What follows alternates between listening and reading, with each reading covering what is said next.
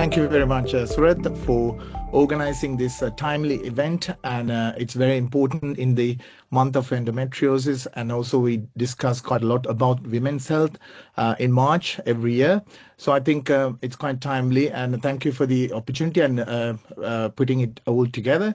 So I think I'm being asked to talk about early recognition of endometriosis and initial management, how we can do in the primary care setting. And so we have a team of specialists who would be joining to discuss separate areas of their specialty. And because endometriosis is multi-organ disease, multi-system disease, which is very important to have a multidisciplinary approach according to the national guidelines and NHS England service specification, which was published recently. So let's look at the evidence base. As always, we have a nice guidelines, which is updated recently, as well as ESHRE guidelines on endometriosis, which give us a really good guidance and up-to-date evidence. And our practice is based on mainly scientific evidence and also and then patient experience and then our experience altogether, which makes it more personalized care. And also, why should we care? And I think there is a massive global impact of endometriosis and affecting 1 in 10 women of reproductive age group. So 3 out of 10 women experiencing fertility issues, which Christian is going to talk about straight after my talk. And 5 out of 10 women with chronic pelvic pain can significantly suffer from endometriosis. So altogether, if you can imagine, the healthcare budget for UK economy is probably way more than 8 billion out of 140 billion healthcare budget, which is quite a significant amount for a disease. And then the prevalence is equivalent to diabetes, but yet endometriosis has not given much attention compared to what diabetes gets, but it's still impacting work, life, and psychological health of women, and lost working time and healthcare cost is all been added. So Endometriosis UK is one of the largest endometriosis charities, and I'm one of the medical advisory committee members for that. And they have published a report in 2026, and they said about 47% of respondent visits their GPs 10 or more times with symptoms before receiving diagnosis. And symptom dismissal is about 78% of patients. This is from all doctors, not only from GPs, but gynecologists and endometriosis specialists, probably, including everybody. And I think these patients use A&E and quite a lot of the time, and because they are in agony and they have to call an ambulance and go and get the pain controlled. So I think this is a massive burden for gynecology waiting list, for clinics as well as theaters. So what is endometriosis? Just to remind ourselves, and it is an inflammatory condition where the lining of the womb is outside the cavity of the womb. It could be anywhere, mainly in the pelvis, involving pelvic organs, but it could be outside the pelvis extraperitoneally. So if it is in the wall of the womb, we call it adenomyosis, and if it is involving the ovaries, we call it endometriomas or chocolate cyst. And they are same endometriosis. Endometriosis is the umbrella term. So how endometriosis causes symptoms, and by acute inflammation. If you go back to the good old medical school pathology books, and they describe acute inflammation and chronic inflammation with fibrosis, and we often see this in histopathology results, and to confirm what we have excised at the laparoscopy if she's going to have surgical treatment, and this is how we find out their tissue diagnosis. So the main categories of symptoms are three categories, not more at all. And pain symptom is almost always related to period, or if the patient doesn't have a period, and if she's on a Mirena or any other hormonal treatment, and they will clearly mention, oh, my pain is cyclical, right? And The second most common symptom is heavy, kind of painful periods. And often these patients have adenomyosis, and that may be a contributory factors or maybe other reasons as well. And then the subfertility, which is a quite important aspect of patient care.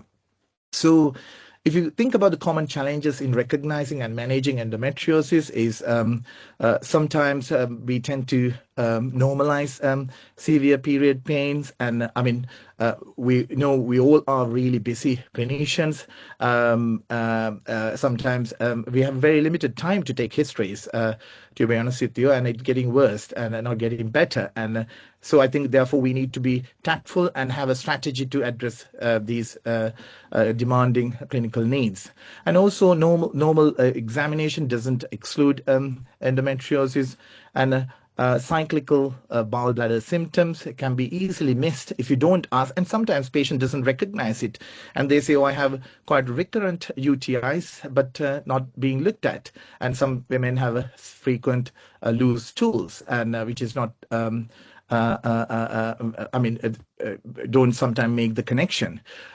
Treatment can often begin before surgical diagnosis, and fertility concerns should be referred to specialists in food for early attention, because sometimes if they are getting a little bit older, and the chances of them having a kid is going to be less.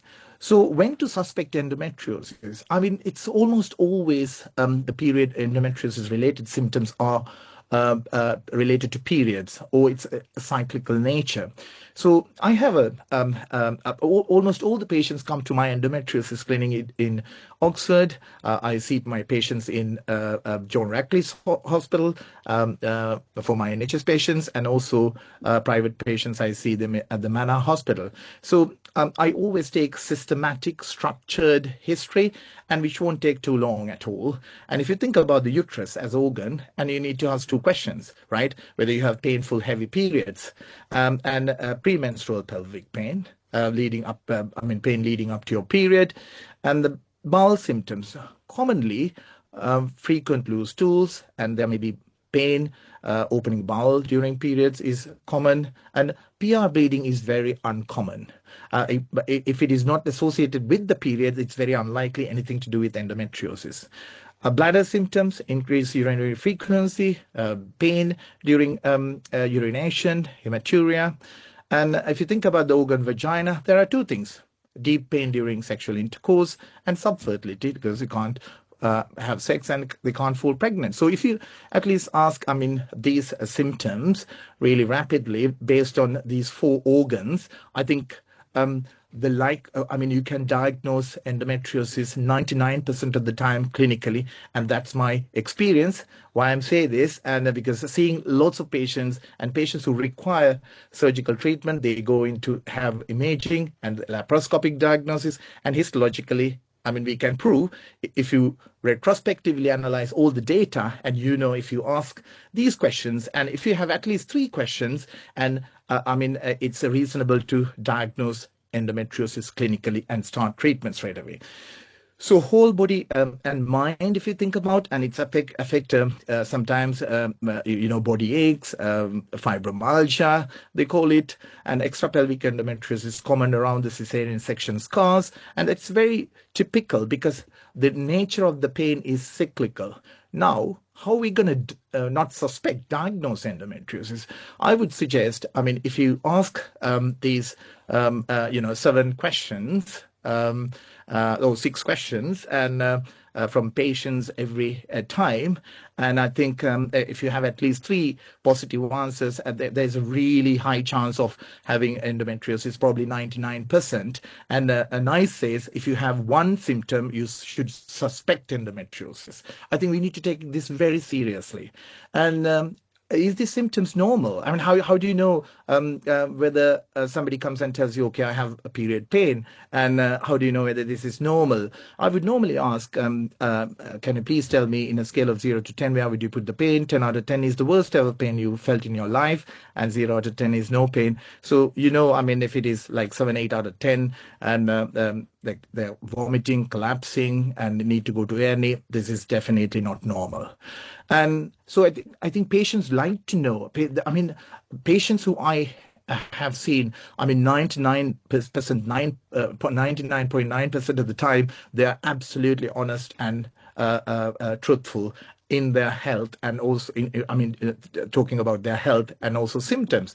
So therefore their pain is absolutely real, and it's not in their head, and it's not their fault. Like, I mean, if you have a flu, it's not your fault. It's because of influenza virus. Likewise, because it can't be seen from outside, and patients also very confused. And it's important to have started treatment early. So extrapelvic endometriosis has got some attention, and because 1/10 of endometriosis patients do suffer from endometriosis elsewhere in the body, and it could be thoracic, it could be other areas as well, even though the frequency is very, very low. But what you need to remember is a cyclical nature of these symptoms, or period-related symptoms. So I think you can give a therapeutic test by starting on a hormonal suppression, and to see whether symptoms are reducing at least for 3 months. So what are the best, how do you diagnose endometriosis? What is the best diagnostic tool? And I think all of these things are very helpful, but I think the clinical diagnosis is the most important aspect of the care, because patients feel that you're heard, and that is important to have their engagement as well, and they trust the clinician as well. Yeah, it's very important to have imaging, because then you can localize the disease. If the disease has a deep infiltrating kind of endometriosis, diagnostic laparoscopy also very helpful. And when you send it to histopathology, and you will often get histological diagnosis of acute endometriosis, or active endometriosis, or fibrosis. So therefore, best diagnostic tool, in my opinion, is a clinical diagnosis. And that is what I have experienced over the years, and we are in a process of publishing our data. So I think if you stick to these 4 organs and remember the questions, even if the patient doesn't really want to answer, and if you ask the questions, and they will, you won't believe that they can remember all these things. But sometimes, if they are on lots of hormonal treatment, I mean, these symptoms can be vary. So therefore, you need to go back with them in their history to find out a time where they did not take any hormones, and how did they feel about these things. So then you can get the answer. Of course, how causes of endometriosis. Famous one is retrograde, and there's genetic basis and embryological theory as well. I'm not going to go into detail about this. And severity of the symptoms do not correlate with the volume of the disease inside, or infiltrating nature of the disease. I've seen some patients have very little endometriosis, but the symptoms are horrendous, and that's impact their work life, going to school, and lots of things. So conventional ultrasound scanning is not great, because they look at the ovaries and the uterus, but not the other organs.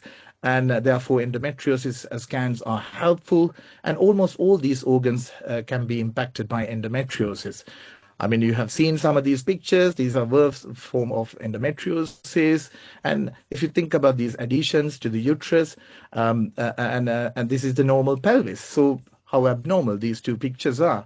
And then endometriomas is chocolate cyst, and in a worse form of endometriosis. So, I mean, we can see that this bowel gets stuck into the back of the cervix, and sigmoidoscopy can also reveal some of the evidence of endometriosis. But let's listen to Kat about that. And initial treatment is very important, and I think it's based on hormones, analgesics, and neuropathic medications, which our GP colleagues are very familiar with all these treatment options. So I think it's a good idea to start them on a combined pill or a progestogen-only pill, which we have so many varieties, and everything which is mentioned, as you can see. And I think you use them, and quite common POP we use is desogestrel or drospirenone. Dynagest is one of the good progesterone-only pill, but I know it's not in the GP formulary. And Mirena, GnRH analogs or antagonists, and there are newer analogs and antagonists tablet forms have been also used. And if the patients are reluctant to use any of the hormones, I think it's very important to put them on tranexamic and mefenamic acid, and that helps to manage the most severe form of pain or bleeding at the time of the periods. And those two together work synergistically, give really better pain relief. And let's listen to pelvic pain physio, because it's a very important aspect of endometriosis management, because more than 50% of the patients do have a musculoskeletal strain of the pelvic floor. So when to refer to secondary care or tertiary care, and this is based on NICE guideline. And if the patients have persistent symptoms despite initial treatment, if there's any history of infertility, deep dyspareunia, bowel or bladder symptoms, pelvic mass, and suspected deep disease on the ultrasound scan. And we have a BSGE accredited endometriosis center since 2014 in John Radcliffe Hospital, where we work in a multidisciplinary team. And moving on to surgical treatment very quickly, I won't take too long at all. And as you can imagine, surgical treatment is very effective, and with the minimum complication rates of around 7% overall, including blood transfusions, infections. But if you think about organ injury complication, it's about 1%. 1 to 2 out of 100 women may have organ injuries requiring temporary colostomy and things like that when you do 100 surgical treatment focusing on severe endometriosis. So please think endometriosis if your patient presents with following symptoms like we discussed, and not only think, please diagnose it and start your initial treatment. And then I think that will really help with patients at the primary care setting. Thank you very much. And I will join at the end with the questions and answers probably.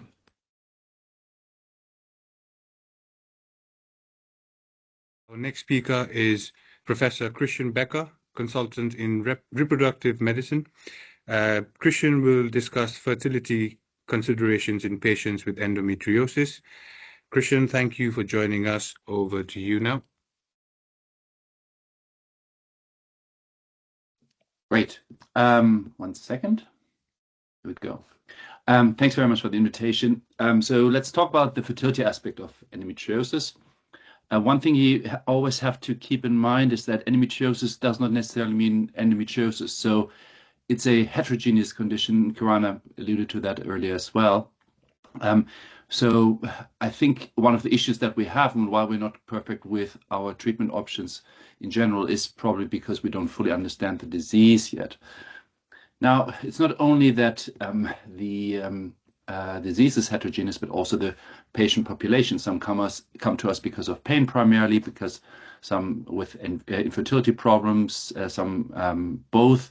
But also there's some rare patients who have endometriosis but no pain. But let's focus on the fertility patients.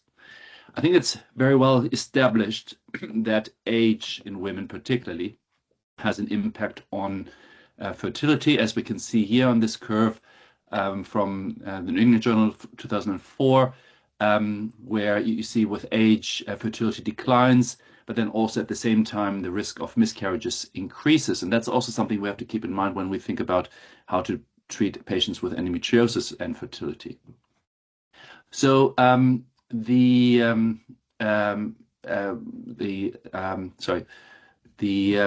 data show, oops, sorry, I'm going the wrong direction here somehow. There we go. The data shows that age of first birth has really increased over the years and is now about 31 years. So quite significantly, and it looks like it's continues to go up. Sorry. The issue with that is obviously that we are, or women are born with their eggs, and it's about 1 million by the time a girl is born. And then by the time she hits puberty, maybe 300,000 to 400,000 eggs, and then she lives off those in her reproductive life cycle. And endometriosis or different conditions can have a negative impact on that, but probably even worse if we intervene too often if it's not really clinically indicated as well. So we have to keep that in mind when we make a decision what to do about these patients. So I'm involved in some of the guidelines, for example, the ESHRE guideline, and I'll show you some of the evidence-based that we have for this. So what's the effect of endometriosis on fertility in general? This is some data from quite some time ago, Valentine Akande, who showed, for example, here that patients who have minimal or mild disease, at least in the upper curves, versus in the lower curves versus unexplained infertility, the time to pregnancy and even more importantly, the time to live birth is delayed in those patients who have endometriosis. So there's definitely some correlation there, and we see that over and over. And that's probably even more so in patients with more significant disease. But overall, it's estimated that about a third to almost half of patients with endometriosis might have fertility problems, especially in the younger population. This is an issue. However, I always tell the patient, just because Dr. Google says you have endometriosis, it does not absolutely mean you're not having children. So if someone hasn't tried and can try, I always suggest give it a go and see what happens. Does medical treatment, excuse me, improve the fertility of patients with endometriosis? Well, there have been a few studies summarized in the Cochrane Review quite some time ago. Only 2 studies, however, looked at live birth rates. And as you can see here, there's actually no difference. And there might actually be a negative impact just because with the treatments that we offer hormonally, we usually contraceptive, and that just delays the time until a patient can actually get pregnant. So in routine practice, we would not give hormonal treatment for someone who's trying to conceive. How about surgery? Is it effective in increasing the chance of natural pregnancy? Well, the available data is primarily there for less invasive disease, so minimal or mild disease, superficial endometriosis usually. 3 studies, as you can see here, suggest that if you treat surgically and remove, ideally excise the endometriosis, you may improve the outcome and increase the possibility of conceiving naturally. However, I think you have to treat, excuse me, about 12 to 13 patients to have 1 extra pregnancy. So it's not the best thing since sliced bread necessarily. So the guidelines say it's a relatively weak recommendation. We could offer this, but it's not an absolute must, but it is something to discuss with the patient. How about endometrioma, which usually indicates more extensive disease? One thing that we have to keep in mind is that, as I said earlier, when we intervene surgically in an ovary which contains all the eggs, you will cause some damage to the ovary, no matter how good or bad of a surgeon you are. We should be as conservative as we can be with this. When I started doing this many years ago, I think we did way too much operating for endometriomas, and we're now much more cautious because we see that AMH levels, for example, drop significantly with surgery, especially if people have bilateral endometriomas. So again, one could consider operative laparoscopy, but we have to be careful also when we do this. Which patient should undergo, for example, IVF after surgery? And this is something that you might come across when we send you a letter from clinic. So when we do surgery in a patient who's trying to conceive spontaneously or becoming pregnant in general, then what we're at least supposed to do is an assessment of the endometriosis fertility index, which basically has a look at the ovaries, the tubes, and then what they call the least function score. So basically the worst assessment of it will give you some points, as you can see here. If it works, yeah, there you go. And then this will give you the lowest score, which in this case is 5. Now this is then transferred down to the more history-based bit. So you look on the left side, how old a patient is, how long has she been trying to become pregnant, is there a history of previous pregnancy before, and then you use the least function score, and then eventually you come up with the endometriosis fertility index, which is, for example, here a patient with a EFI of 8. Now, if you look on the right-hand side, an EFA of 8 will give you a 50% chance of having a spontaneous pregnancy after about, let's see, about, I don't know, 12 to 14 months. If your EFI score is only 4, you will never get to that. So that's something that we should use to tell a patient, yes, it's worthwhile trying to conceive naturally, or maybe consider IVF as an alternative. Is endometriosis associated with reduced IVF success rates, especially IVF, ART in general, but IVF? It does not seem to be the case. We know that we tend to get fewer eggs out. Pregnancy rates are reduced, but if you look at the ultimate outcome, live birth rates, they don't seem to be different in patients with endometriosis or not. Should we do surgery to improve the IVF outcome before you do IVF? And again, it does not seem to improve live birth rates. Now, there's a few caveats which we can discuss a bit later. So, for example, if the ovaries are stuck very high up in the pelvis and we cannot access them to collect the eggs, for example, or if the patient is in severe pain and cannot go through an IVF cycle, that's another story. But purely to for example, take cyst out and then go for an IVF cycle, that's not necessarily the best thing to do. Who should be referred because of endometriosis? So this is probably most relevant to you guys.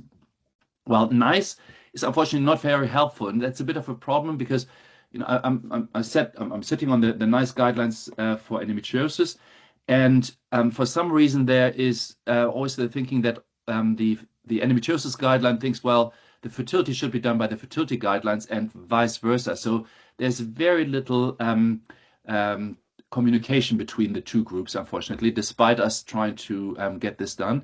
So there are only 2 recommendations really that are relevant. So which are if someone has if someone has infertility and another symptom such as dysmenorrhea or pelvic pain or so, similar to what Kirana showed earlier, you should suspect endometriosis.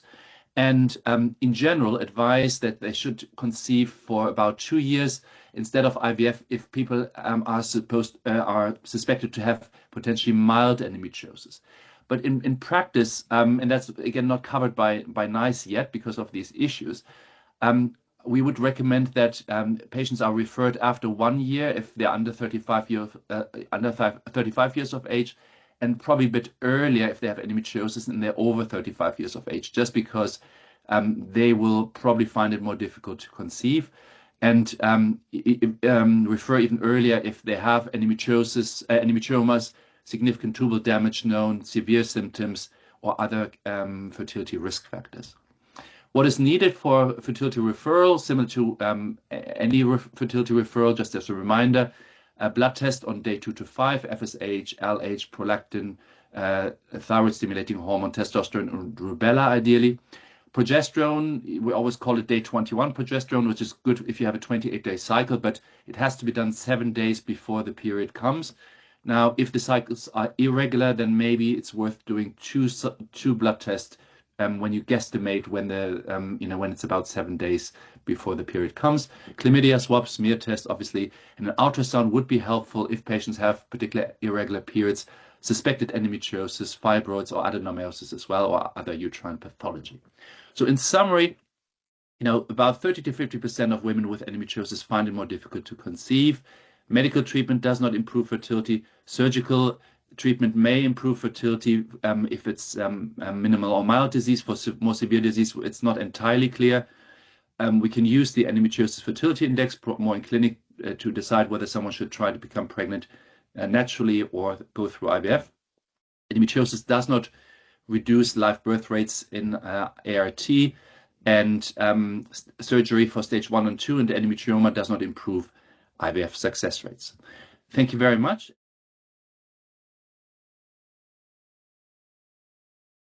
So our next speaker is Ms. Kat Baker, consultant colorectal surgeon. Kat will discuss colorectal involvement in endometriosis, which is an important but sometimes under-recognized aspect of the condition. So Kat, over to you. Thanks, Russ. So as I said, I'm a colorectal consultant surgeon. I work at OUH and at the Manor with cancer, inflammatory bowel disease, and endometriosis.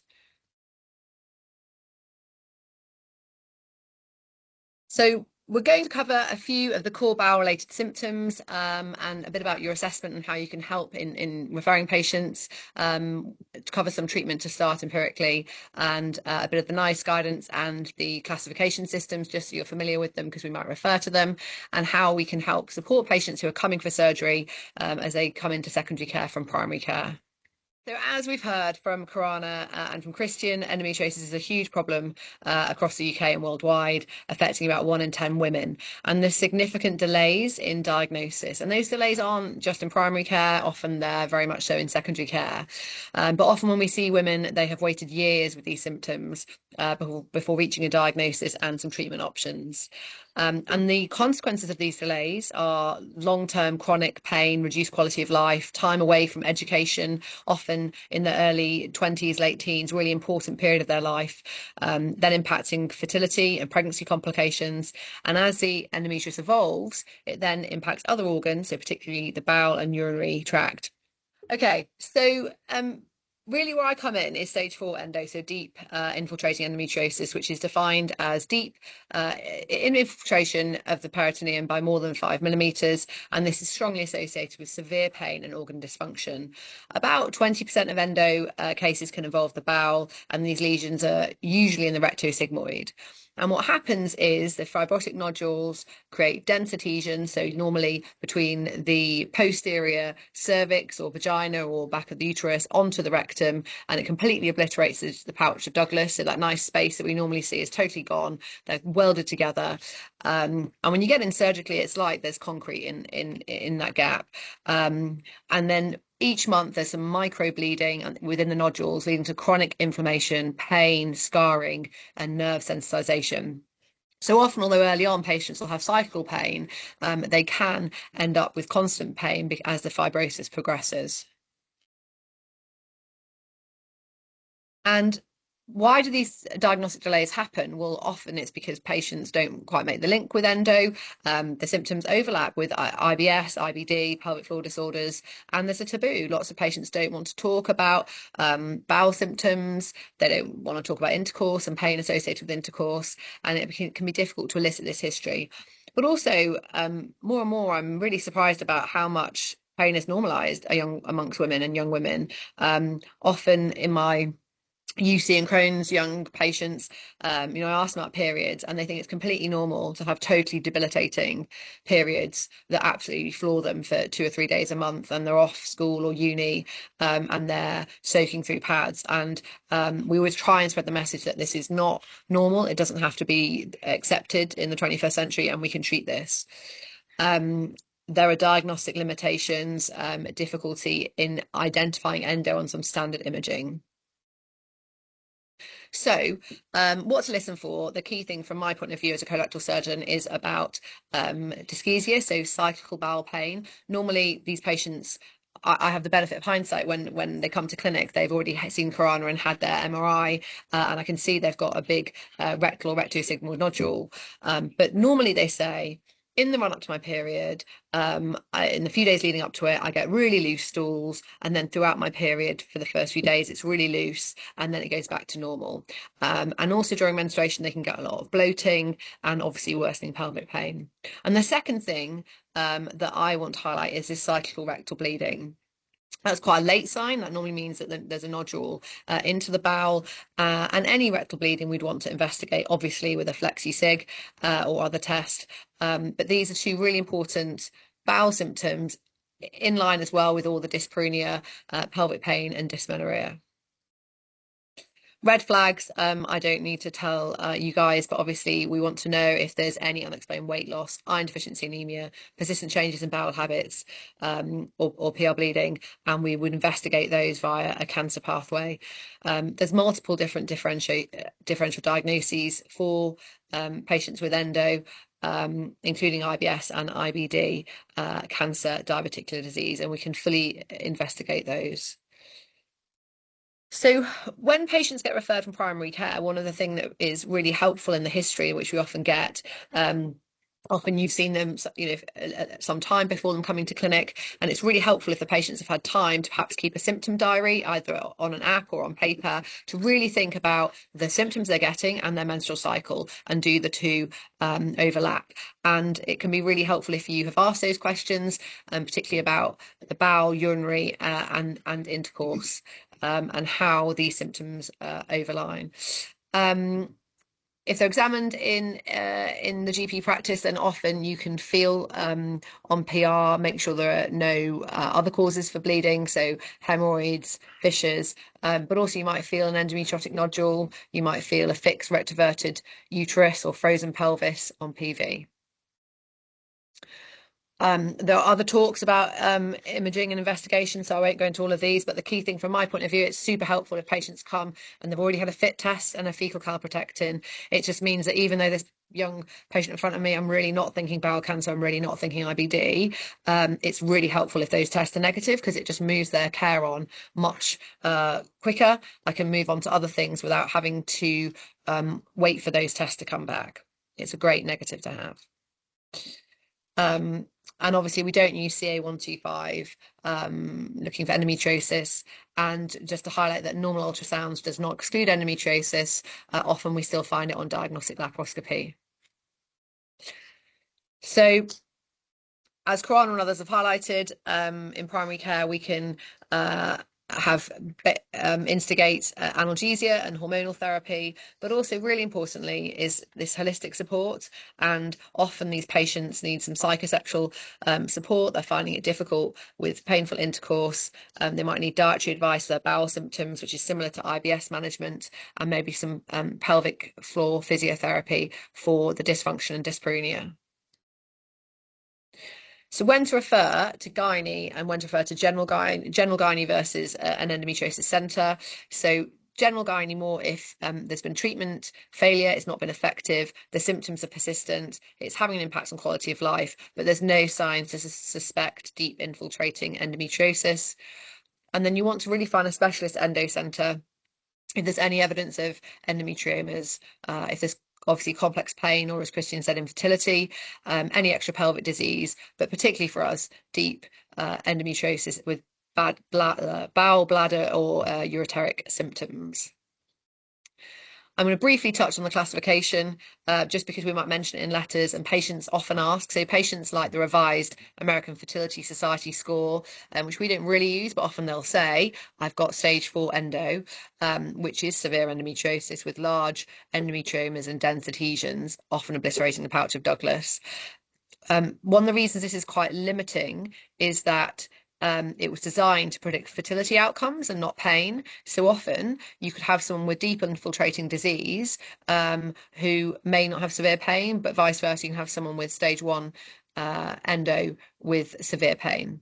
So what we would often use surgically is the Enzian classification, where we break down the peritoneum, the ovary, the tubes, and then deep compartments, and look at each one in turn and grade them. So P would have a score if there's a small, medium, or large area of endometriosis, and this gives a really thorough scoring system. Imaging, I think Catherine Johnson's going to talk about imaging, but we live and breathe our MRIs. We have brilliant radiologists here who can literally give us a roadmap. And for example, when any of the gynecologists and I operate, we'll go through the MRIs in a separate MDT with the radiologist, and they'll talk through every lesion, and we have a real sat-nav image of where we're going and what we're looking for. They're really sensitive and specific. Other investigations, I tend to do a flexible sigmoidoscopy on these women beforehand to make sure we're not missing something else like a rectal cancer, and also to ascertain if the lesion is full thickness, and it just helps me to counsel them better about having an anterior section if that's what they need. So talking about the surgical options, the three main things we do are a rectal shave, a disc, or a resection. A rectal shave, which is probably the majority of patients, involves dissecting the uterus or cervix off the front of the rectum, and then there's endometriosis then left on the rectum. Obviously, we want to preserve the rectum. We're picking up the endometriosis and shaving with a sharp, not hot instrument, so scissors, not full thickness, not into the bowel, and then we are left with a point of weakness, and so I placate or close that weakness, normally with a stratofix suture. So most patients have a shave. We can shave even quite long lesions, 4 or 5 centimeters, with really good results. A discoid, it involves a shave, but it's deep, it's full thickness into the bowel, normally less than 3 centimeters. And you have a full thickness defect then. I don't love a discoid. I feel you've got a full thickness defect, you suture it. But more and more, if there's a significant area of circumferential endometriosis, we do segmental resections with excellent outcomes. I'd say our complication rate is a lot lower than that, and they have a formal non-oncological but anterior resection. So a couple of quick videos before we're done. This video is of some superficial endometriosis. So obviously we've got the uterus, ovary, tube going down into the pelvis, lovely pouch of Douglas still there, with just some small areas of endometriosis around the peritoneum of the pelvis, which we can see here, and that peritoneum will be stripped and the endometriosis removed. You can see some up there, and that will be causing the patient significant pain. Conversely, so I'm not involved in those nice cases. I just get to be involved in these cases where there's significant endometriosis, obliterating the pouch of Douglas. We've got some kissing ovaries there and coming down to the front of the rectum, completely welded, and lost the pouch of Douglas. But this, this will be a shave, not a resection. Let's forward that on a bit. The key takeaway from this is the outcomes are good. I think what I find so rewarding about endometriosis surgery is the patients come back to clinic and they have a massive improvement in their symptoms. They are incredibly grateful, and that is, even including all the cancer and IBD work I do, these women have a significant improvement in their quality of life, and their surgery really works. Just to highlight before finishing, the red flags, obviously post-op, if you have, there are complications associated with this, and mainly it's a leak from the rectal or vaginal segment. So if you're concerned about anything, of course, get in touch and refer back. There can be, for patients who have resections, some longer-term issues with low anterior resection syndrome, but we counsel them very heavily for that. And it is rare that we're doing a low resection for this. We have a great multidisciplinary team. We have active communication involvement between the surgeons and the gynecologists and radiologists and nursing team. So obviously you think endometriosis early, that's why you've signed up for this. Clearly it's something you feel is important and passionate about. Do refer on to appropriate centres if you are concerned that patients have significant disease.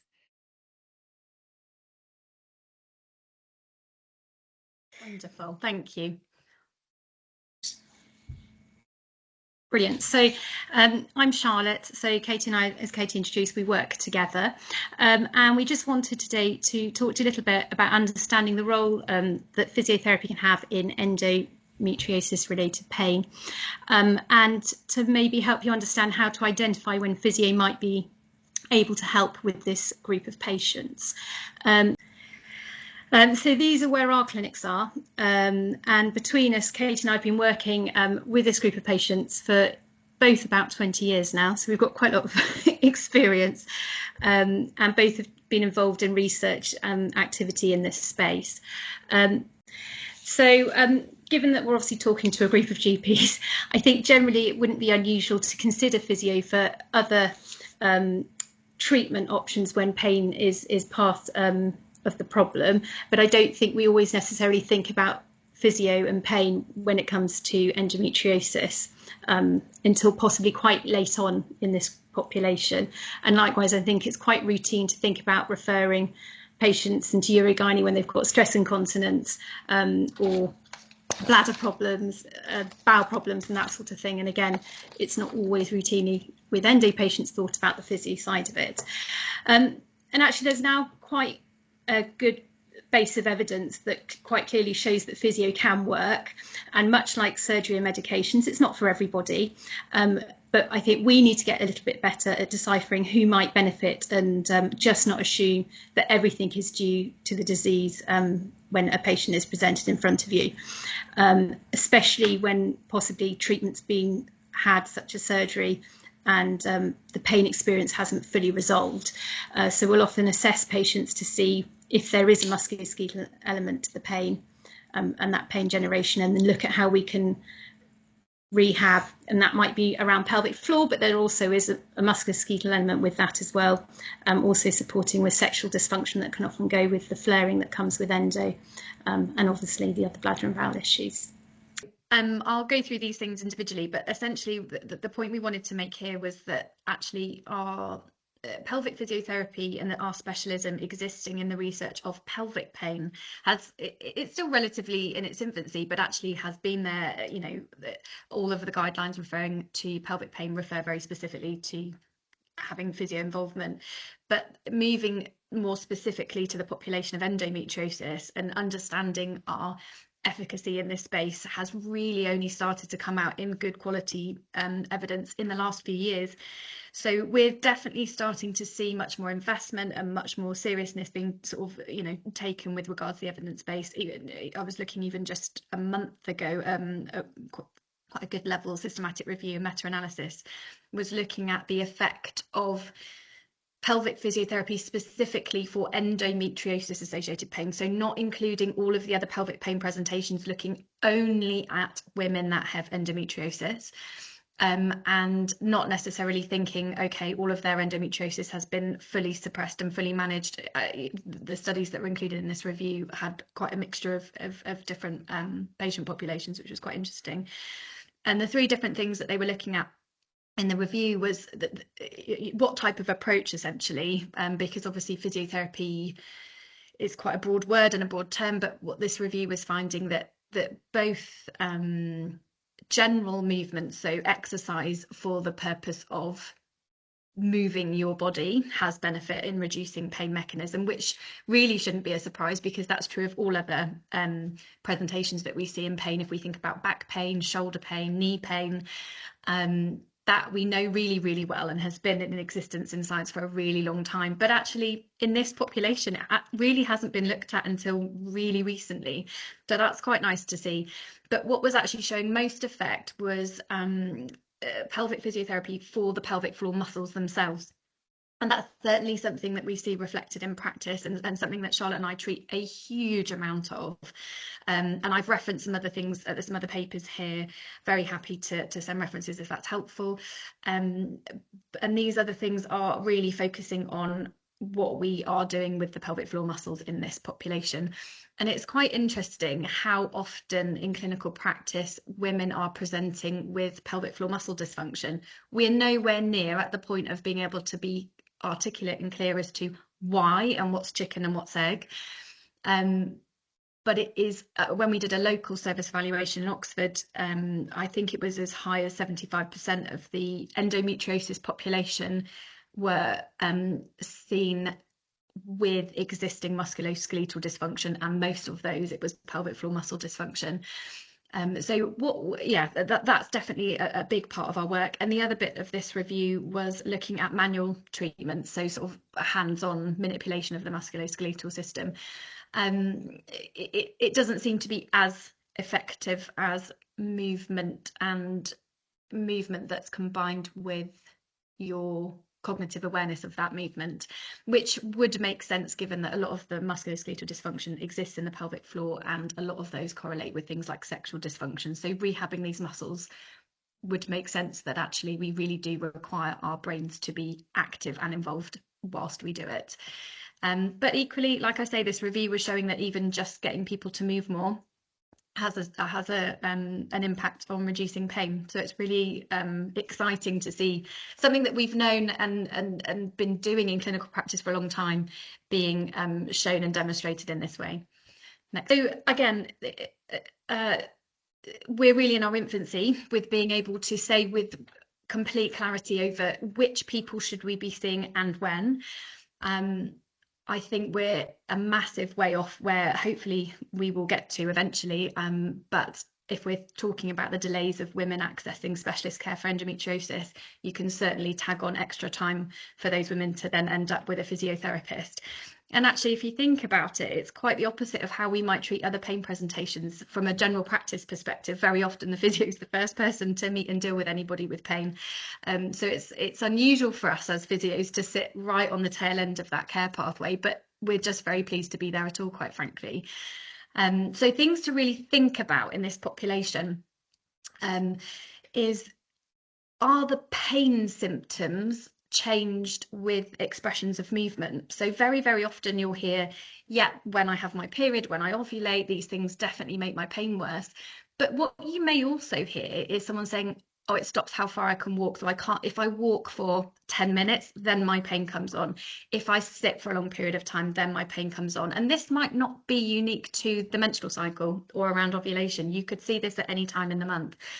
Another really common expression of pain in the pelvis is dyspareunia. And thinking what can be quite helpful to determine whether this could be muscular is a bit more specifically how far people can get with it. So if, you know, very often I think our questioning can be quite limited when we're talking about sort of pain with intimacy, but what we really want to know is, well, how far are you getting with that? So what I might ask a patient is, okay, so it says it hurts to be intimate.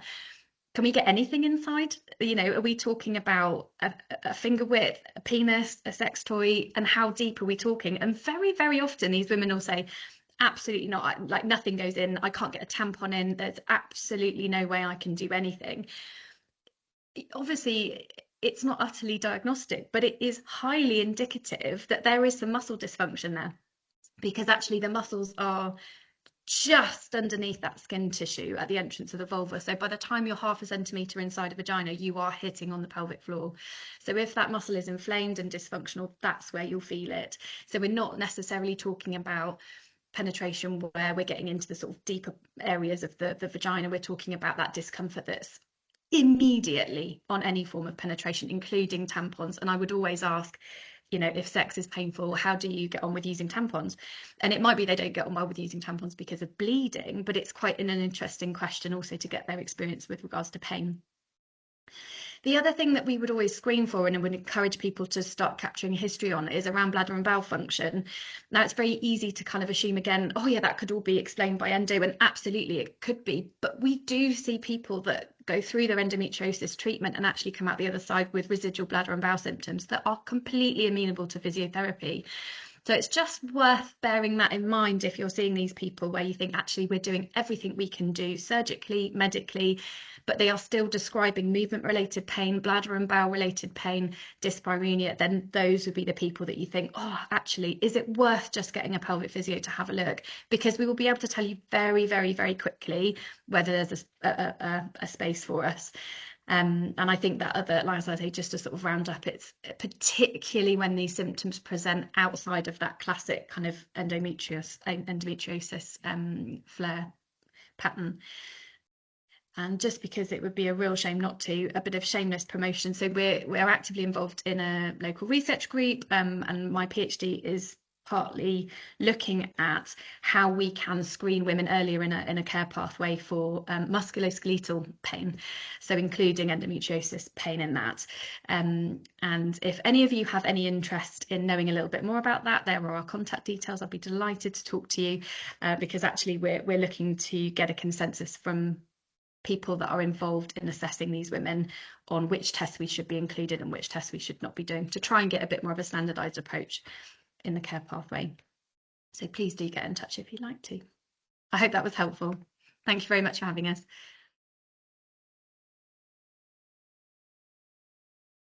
Great. So I know loads about frontal sinusitis, because that's what I've got at the moment. And I'm sorry if my voice sounds a bit strange, but I'm not going to give a talk about that. The talk is pain management, endometriosis. What fantastic timing after our colleagues. Thank you very much. That was really interesting to talk about physiotherapy. So I work at the Churchill Pain Clinic and also at the Manor Hospital. I run a pain clinic there as well. So the impact of endometriosis pain on a patient's life is shared with other chronic pain conditions. I'll just let you have a little read about the devastating impact, as can be seen in the quotes from this qualitative paper. So whilst it's clear from patients' descriptions that living with chronic pain is miserable, the news isn't all bad. The good news is we know that some patients can achieve a high level of pain relief with the right support, advice and treatment, and they may go on and lead full and meaningful lives. When patients are asked what they realistically hope for or what they consider to be worthwhile outcome in pain treatment, well, it's as you'd expect. They want large reductions equivalent to 50% pain intensity reduction and large improvements in the quality of life and function. And with effective pain relief, there are major improvements in the quality of life. This is a consistent finding. This graph, I just received a text from Corona. I hope that you can hear me. Oh, that's fine. Good. Sorry. Yeah, this graph shows the improvements that can be seen with a reduction in pain for the pain condition fibromyalgia. As well as improvements in pain, there's a return to normative values for sleep, fatigue, and depression. So if the pain is managed well, there's definite benefits for patients.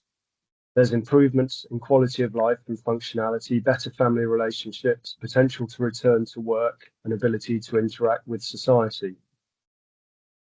Minimise the use of drugs and other interventions and reduce reliance on healthcare resources and contribute to society. However, if it's not managed well, or if patients receive little or no support, then there are increased avoidable risks and consequences which can be catastrophic, including suicide.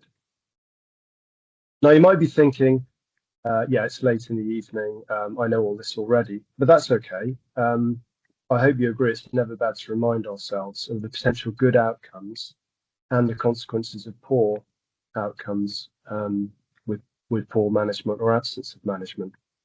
So in the next 7 or 8 minutes, I hope to provide an overview of what hopefully is an opportunity for patients to have the right treatment that would hopefully result in those good outcomes. I mean, each topic is a lecture in itself, so I apologise, it is just a run through, but please do ask at the end if I've only briefly touched on an area or I forgot to mention an area that you think is important. Much of patients' support will already have been provided in primary care or by other health care professionals, as we were just hearing.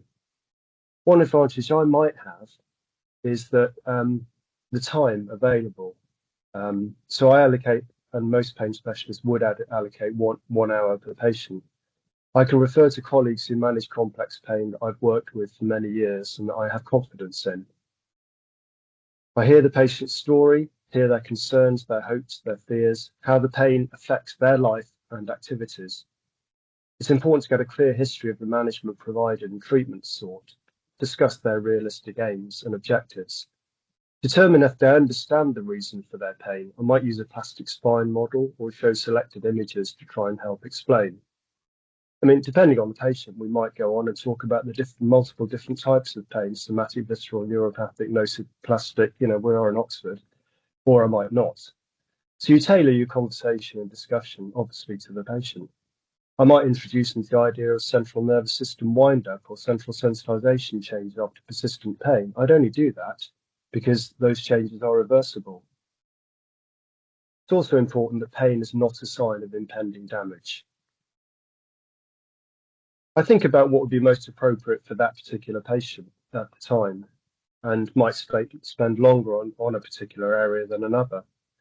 But all in all, I think everyone would agree education and then providing information for self-management can be really helpful. Advice about improving sleep, books and podcasts that might be interesting. Pain psychology is incredibly important. The adage that there's no health without mental health is so true. We all recognise the importance of emotional components of pain. We all see the world through a different lens. Traumatic events of the past or present can impact on pain perceptions and behaviour. Experiences in childhood, with our own children, with partners, with work, with finances, to name a few. Personality disorders, autism, ADHD are so common. Different personality traits can influence how a patient reacts to and lives with pain. Help and support for these is vital for a good outcome.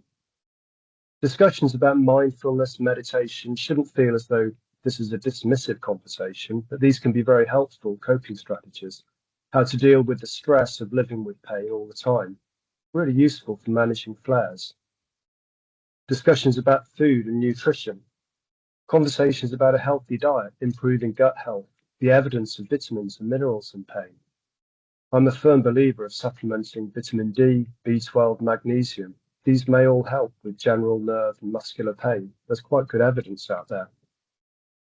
With disuse, muscles waste and fatty infiltration in the body is inflammatory. I might say that a patient is overinflamed. This is more impactful and hopefully polite than saying they're obese or fat. I encourage them to eat fruit and veg full of antioxidants and polyphenols, which are anti-inflammatory, as is drinking plenty of water. The Here for Health group based at the Churchill Hospital is a valuable resource that patients can self-refer to, and I encourage patients to contact them. Discussions about level of activity, as we're hearing from our physio colleagues, what they can do, possibly yoga or Pilates. Have they had the opportunity to see a specialist pelvic physiotherapist? So much of the pain will be secondary muscular or ligamentous pain, either secondary to the local pain and endometriosis or secondary to stress and anxiety. I'd spend more time actually taking people off drugs or reducing the dose of drugs than starting them on drugs. I will review the analgesia that they've taken or they're currently taking and assess if it's the right type of analgesia for that particular type of pain they have. We know that anti-epileptic and antidepressant drugs can be effective in the treatment of neuropathic pain. We've known this for a long time. As this quite busy slide shows, this was from a graph from Nature Reviews.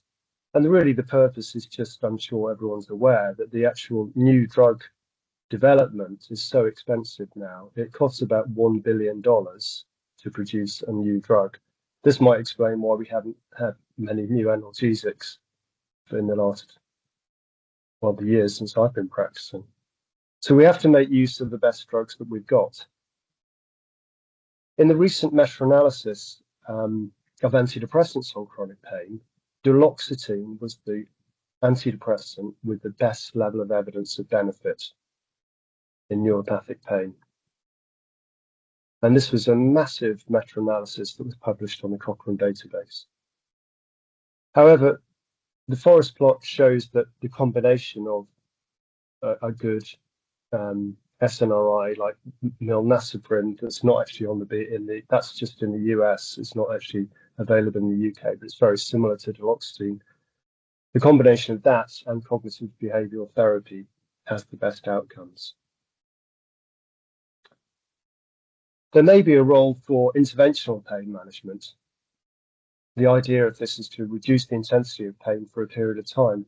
Injections, however, don't last forever, but they might give a patient a break, a time of reduced pain, reduced drug reliance, work on their exercise, their relationships. The choice of what injection to do depends on where their pain is. The idea of doing an injection is to reduce those constant, continuous afferent pain signals and central sensitization that's built up. But these changes can be reversible. Some of the injections that I do are shown here, from abdominal cutaneous nerve entrapment syndrome to muscles of the pelvic floor, to pudendal nerve injections, to ganglion impar or inferior hypogastric blocks, which is blocking the sympathetic chain. As I say, this would be a whole lecture in itself. But wouldn't it be great if there was an off-the-shelf treatment that helped with pain and anxiety, rather than having to do these interventional procedures? Well, I'm constantly keeping my eye on things. Nothing's developed yet, but one thing that I am quite excited about is vagal nerve stimulation. And some of the early studies in this, and they're ongoing, show quite promising results. Thank you very much.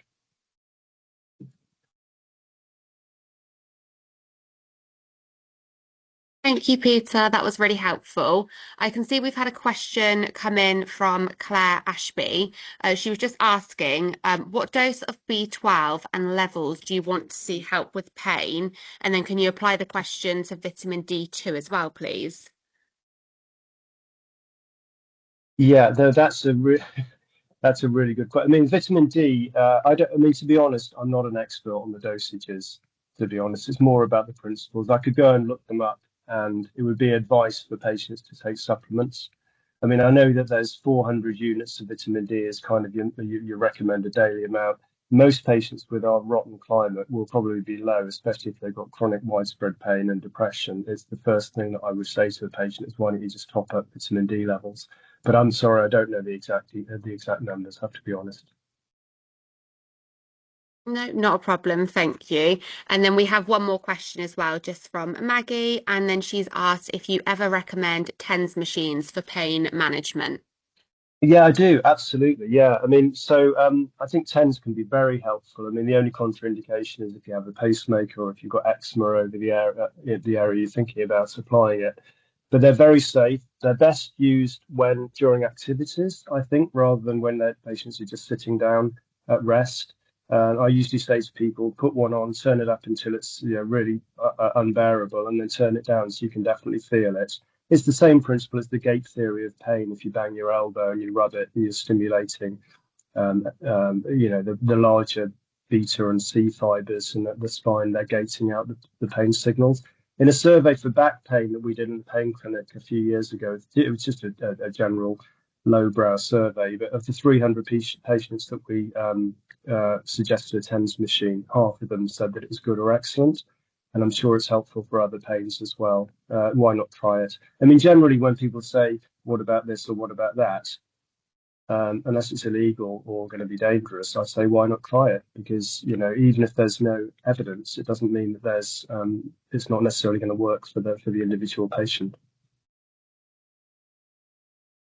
Perfect. And then just one following on from that as well, if you don't mind. So from Maggie again, she's just asked if you see a future role for GLP-1 receptor agonists in helping manage inflammation and pain in endometriosis. That's a great question. I don't know is the answer. I mean, I know that so many more people are. I'm going to go away and watch the Netflix program on GLP-1 that was just released. I know that we talk about it a lot in anaesthetic worlds because of delayed gastric emptying, and that's thought to be one of the ways that it's effective, is that it reduces your appetite because your stomach's not emptying as quickly. I think reducing fat is really important.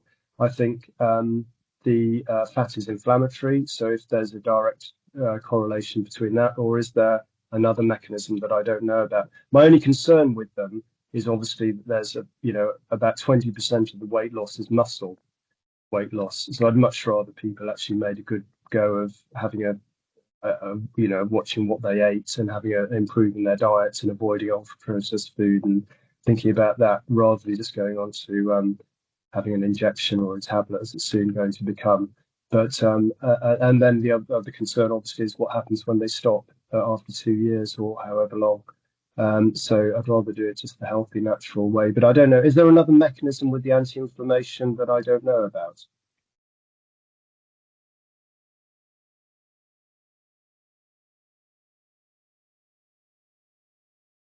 Okay, thank you. And then is there any questions from anyone else at all, just whilst we're waiting for Professor Sullivan to join us?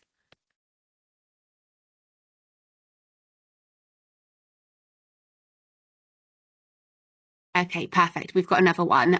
So are you recommending duloxetine for neuropathic pain regardless of diabetes status, i.e. off license? I'm really glad that people ask me about duloxetine. It's my favorite painkiller because I spent so much time in that network meta-analysis looking at it, and I think whether a drug is on license or off license is a tricky one, isn't it? I think it can be used with caution, and I think the benefits outweigh any risks. That's always the philosophy. I mean, I have seen the most dramatic effects with any pills in pain medicine with duloxetine, However, some people just can't tolerate it, usually because of the upper gastrointestinal side effects.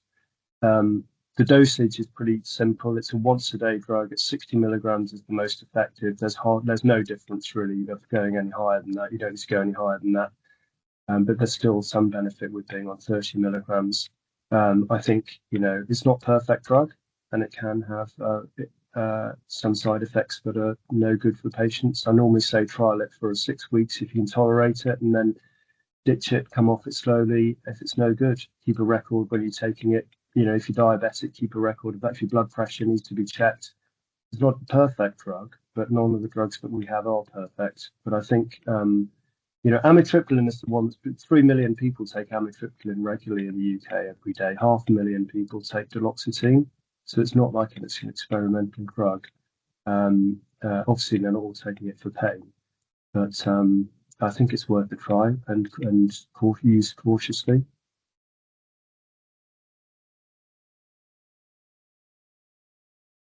Hello, it's Mark Sullivan here. I'm one of the urologists in Oxford. I've been here a very long time, as a lot of you will probably know. And Sarath has kindly asked me with Kirana to come and present the urological aspects of endometriosis.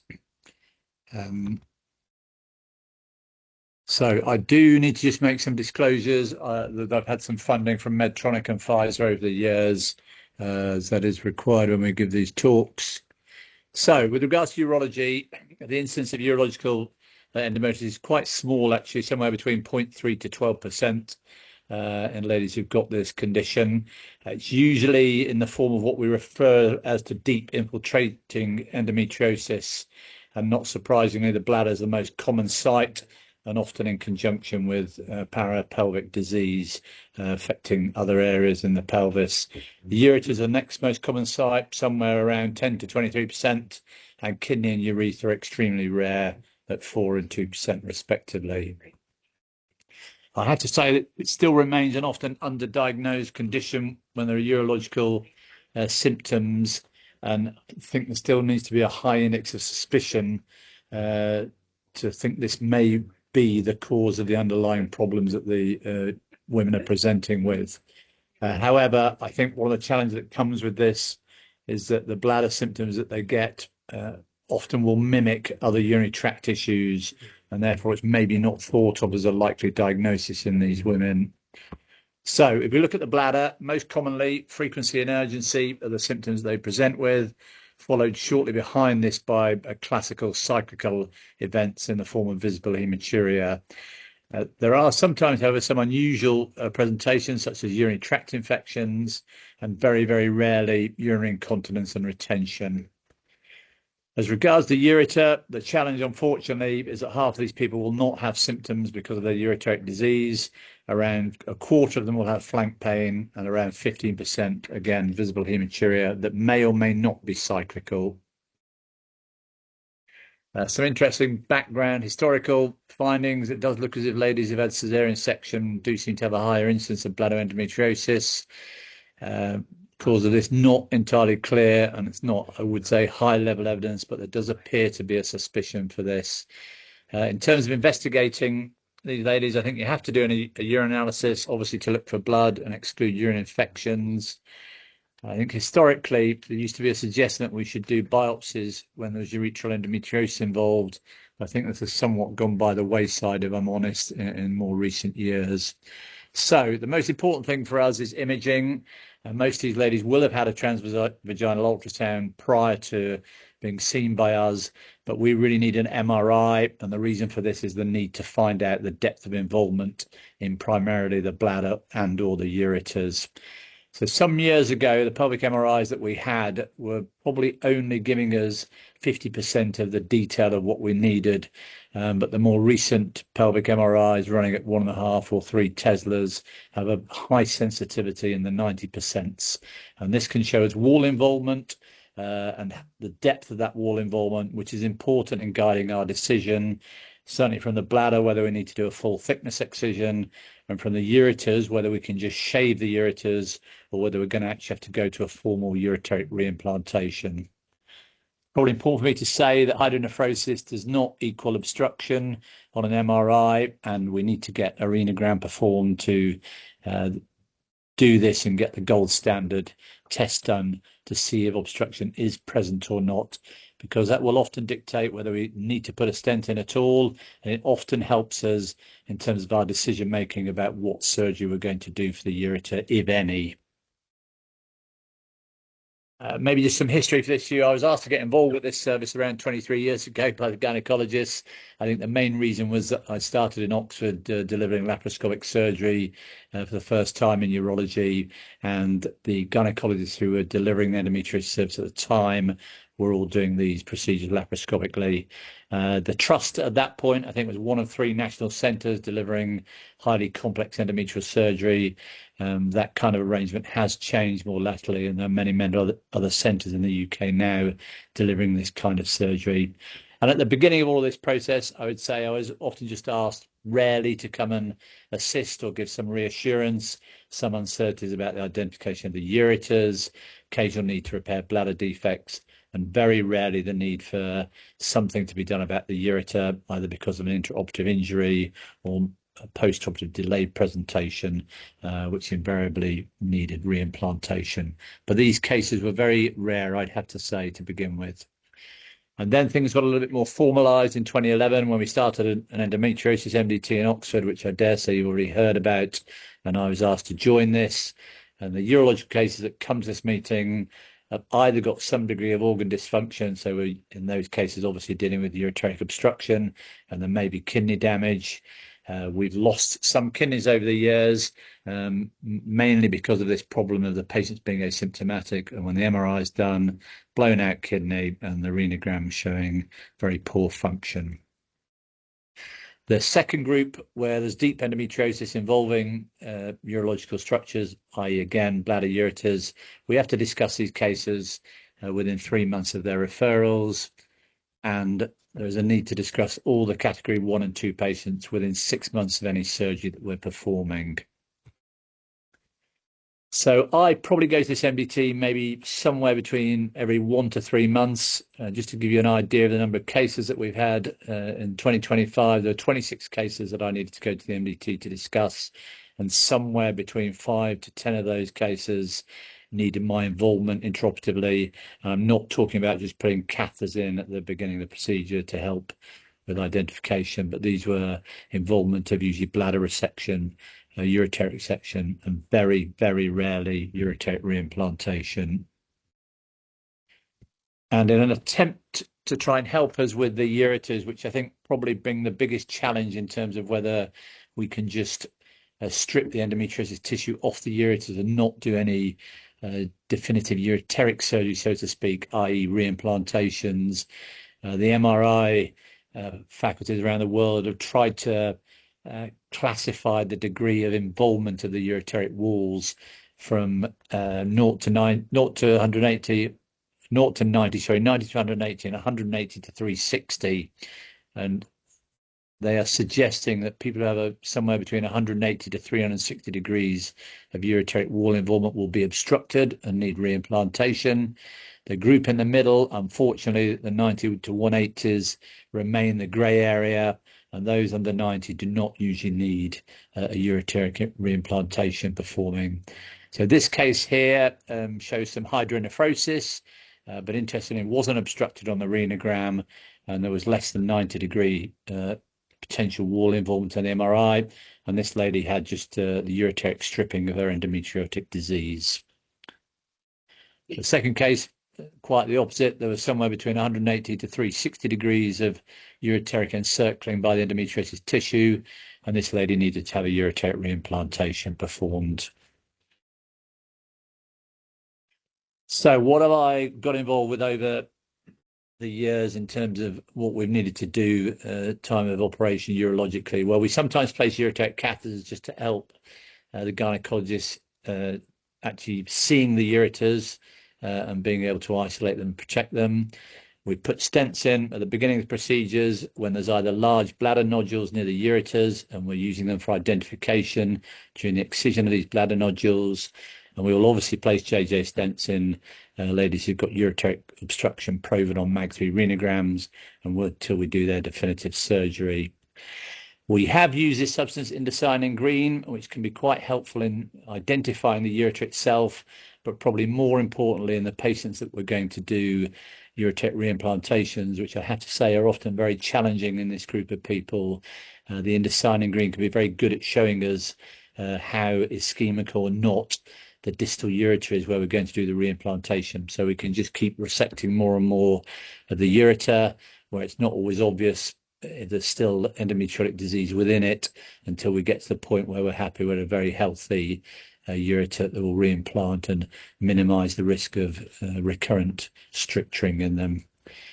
As regards all these shaving procedures, actually over the years we've done, as I mentioned, very, very few reimplantation procedures, but we have had to use some intraoperative assessment of some of these ureters that look like they've got wall involvement between 90 and 180 degrees encirclement.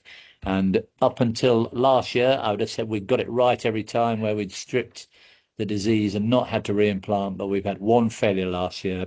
So there are still some challenges, and as I say, it's really within this group where there's about half of the ureter encircled and the possibly looks like there's wall involvement on the MRI. As I alluded to before, I'm afraid some women will lose their kidneys because of this disease. They present asymptomatically with blown out kidneys and will invariably have to do a nephrectomy on them. But we do try and combine this operation with their pelvic endometrial disease resection with my gynecology colleagues, and possibly a colorectal if bowel's involved. So my thoughts on the challenge ahead. Firstly, which urologist should do this? I think I was probably selected not for necessarily any specific reasons that I had an interest in endometriosis, but because of my laparoscopic skills. But I think in this day and age, you probably need a reconstructive urologist getting involved in this, as I say, because the reimplantation surgery I think can be incredibly challenging, and I think it needs somebody who's got skills in reconstructive urology.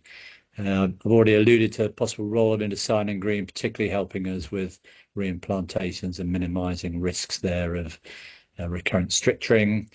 Robotics has obviously been on the agenda for maybe 15, 20 years now. I don't think my gynecology colleagues in Oxford have taken this up for various reasons, and I'm not sure whether they discuss the possibility they might take this up in the future.